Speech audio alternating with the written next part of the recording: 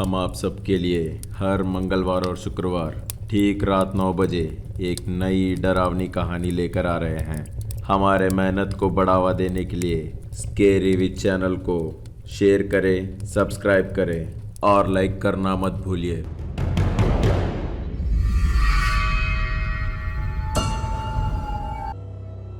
शालिनी 10 बजे मिलूंगा करके बोली। वो बात सुनकर शरद बहुत खुशी महसूस कर रहा है। यही बात सुधीर को बोलने से ये बात उसको कुछ ठीक नहीं लगा। शरद तुम वहाँ मत जाओ करके बोलता है सुधीर, पर शरद उस बात को मानने के लिए तैयार नहीं है। अगर अभी नहीं जाऊंगा तो फिर कभी शालिनी से नहीं मिल पाऊंगा करके सोच रहा था शरद। इसी वजह से सुधीर के बात मानने के लिए तैयार नहीं था। यार पता नहीं क्यों मुझे कुछ ठीक नहीं लग रहा है। तू ऐसा क्यों सोच रहा है यार? शालिनी बहुत अच्छी लड़की है, वो बेचारी कुछ भी नहीं जानती है। तू ही सोच यार, ये सब होने से पहले तुमको उस जंगल में जाने से रोकी ना वो शालिनी। वो मुझे कुछ होगा करके डर के ऐसा बोली होगी यार। यार तू ही सोच, अब तक हमारे साथ जो भी भूत के साथ हादसे हुए वो सब में शालिनी हमसे मिलने से पहले या हमसे मिलने के बाद ही हुआ है। हर बार वो लड़की ऐसे इन्वॉल्व होने का कोई इस्तिफाक तो नहीं हो सकता ना। उन बातों से शरद भी सोचने लगा। सच बोले तो सुधीर का बात शरद को सच लगने लगा। हर इंसिडेंट के पहले या बाद में शालिनी मौजूद है, पर उन हादसों से शालिनी का कितना संबंध है उस बात का शरद को कोई जवाब नहीं था। पर उस बात के लिए कुछ भी सुनने के लिए शरद तैयार नहीं है। इसीलिए तुरंत मैं जा रहा हूँ बस बोलकर फोन कट कर दिया। ये सुधरेगा नहीं। क्यों ये शरद जानबूझकर खतरों से खेल रहा है। शाम होते ही शरद बहुत ही अच्छी तरीके से तैयार हुआ। शालिनी बहुत ही खूबसूरत लड़की है। ये यक्षिनी के मामले में फंसकर शरद ने ज़्यादा कंसंट्रेट नहीं किया, नहीं तो शालिनी को कैसे भी करके अभी तक पटा लेता था। ठीक रात 8 हुआ। शरद बहुत ही टेंशन में है। बस तभी अचानक से हवा आने के वजह से खिड़की अपने आप खुला। शरद बहुत ही टेंशन में रहने के वजह से वो आवाज से शरद को बहुत डर लगा। तभी अचानक से घर में करंट भी चला गया। अपना मोबाइल का लाइट ऑन करके शरद ने टाइम देखा। आसपास पूरा अंधेरा होने के वजह से सिर्फ मोबाइल का लाइट ही दिख रहा है। शरद आसपास देखना शुरू किया। उस अंधेरे कमरे में धीरे से खिड़की के तरफ जा रहा है। तभी उसका पैर में कुछ नरम सा लगने के वजह से डर के गिर गया। शरद नीचे गिरने के वजह से उसका फोन भी जोर से नीचे गिरा। शरद को डर कम है, वो बहुत डेयरिंग बंदा है। किसी को कुछ भी प्रॉब्लम आता है तो उसे सॉल्व किए बिना वहां से जाता नहीं है। पर शरद इस गांव में क्यों रुक गया? क्या वो सच में उसका दोस्त को बचाने के लिए यहाँ पे रुका हुआ है? पर अचानक ऐसा क्यों लग रहा है?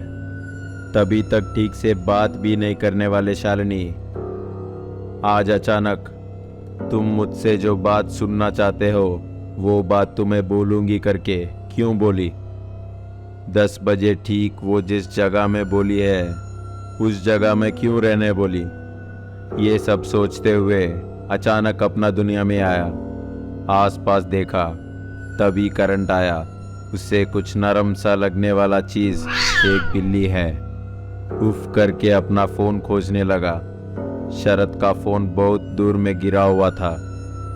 बहुत ही दूर गिरने के वजह से फोन पूरा टूट गया है। जितना भी ट्राई करो वो फोन काम करने का नाम ही नहीं ले रहा था। शायद डिस्प्ले टूट गया होगा करके सोचा। टाइम देखा, 10 बजने में कुछ ज़्यादा टाइम नहीं था। अरे टाइम हो रहा है, कैसे भी करके ठीक टाइम में शालिनी तक पहुंचना है। ऐसा नहीं गया तो शालिनी वहां के वापस चली गई तो इस चांस को कैसे भी मुझे मिस नहीं करना है। अब फ़ोन का काम वापस आकर देखते हैं करके उस फ़ोन को वहीं पर फेंक दिया। बाइक निकालकर शरद ने टाइम देखा। शरद को टेंशन आना शुरू हुआ। शरद ऐसे घर से बाहर निकला, तभी शरद के फ़ोन को एक मैसेज आया। एक तरफ सुधीर ने मैसेज किया और कॉल्स भी कर रहा है। शरद का फ़ोन रिंग होते होते स्विच ऑफ हो गया और एक तरफ शरद बाइक में बहुत ही जोश में शालिनी को पाने की उम्मीद में स्पीड से जा रहा है। इस यक्षिनी के झमेले में फंसकर इस खूबसूरत लड़की पे ज़्यादा फोकस नहीं कर पाया। आखिर में उस लड़की ने ही शरद को बुलाया है। उस गांव में एक ढाबे जैसे जगह में आकर रुकने बोली। 10 बजने से ठीक 10 मिनट पहले शालिनी जिस जगह में आने बोली उस जगह में पहुंच गया शरद। वहाँ पे एक ढाबा है, पर वो ढाबा बहुत पुराना है। आसपास पूरा अंधेरा छाया हुआ है। फ़ोन लाइट डालने के लिए शरद के पास फ़ोन भी नहीं था। उस अंधेरे में आसपास देख रहा है। आसपास पूरा सन्नाटा छाया हुआ है। अपना वॉच में टाइम देखा, ठीक 10 बजा था। ऐसे ठीक 10 बजते ही तभी अचानक से शरद के पीछे से पायल का छन छन सुनाई दिया। उस आवाज़ सुनकर शरद के दिल जोर से धड़कने लगा। बहुत ही डरते हुए शरद पीछे मुड़कर देखा। 10 बजे के बाद कोई बाहर नहीं आ सकता है। शायद ये उसका इफेक्ट है क्या?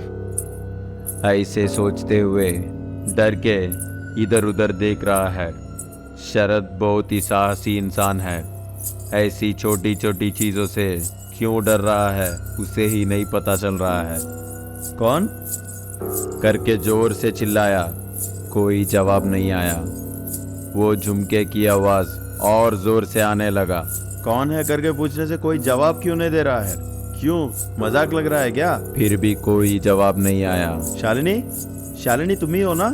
ऐसा बोला कि नहीं, कोई लड़की जोर जोर से हंस रही थी। शालिनी, ये मजाक करने का वक्त नहीं है, प्लीज और मजाक मत करो, मेरे सामने आ जाओ। शरद ऐसे बोल ही रहा था, तभी अचानक से कोई शरद के पीछे से जाने जैसे लगा। शरद को जिंदगी में पहली बार डर लग रहा है। ऐसे होते हुए शरद के सामने से कोई अंदरूनी शक्ति किसी आदमी को खींच कर लेके जा रहा है। एक आदमी को जमीन पर खींचते हुए ले जा रही है और वो आदमी जोर जोर से चिल्ला रहा है। शरद वो देखकर जोर से चिल्लाकर पीछे भागने के लिए सोच रहा है, पर तभी अचानक से शरद के कंधे पे कोई हाथ रखने जैसे लगा। भागने के लिए सोचने वाला शरद अचानक मुड़कर अपने कंधे के तरफ देखा। वहाँ एक डरावनी सी भूत की हाथ है। वो देखते ही शरद बहुत ही जोर से चिल्लाया। फिर शरद के सामने एक सुंदर सी लड़की आकर उसके सामने खड़ा हुई।